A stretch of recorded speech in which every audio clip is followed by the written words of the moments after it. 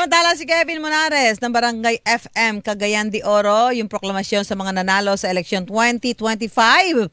Kasalukuyang isinasagawa sa Cagayan de Oro City. Kevin, good morning. Formal ng pinoklama na Commission sa Election sa mga bagong opisyal pasado alas 10 ng umaga.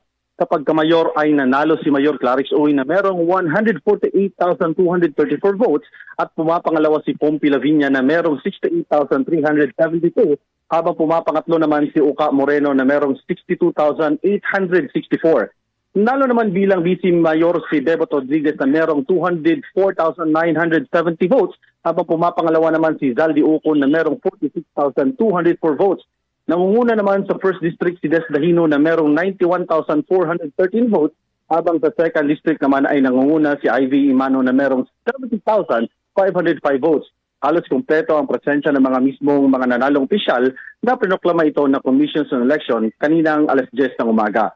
Ako si Kevin Monares ng Barangay FM 100.7 Cagayan de Oro, nakatutok sa eleksyon 2025. Dapat totoo. Eleksyon 2025! Salamat. Ayan, salamat sa itong mga update natin at syempre tayo po yung naghihintay pa rin ng mga report ng ating mga kasama doon sa ibang lugar na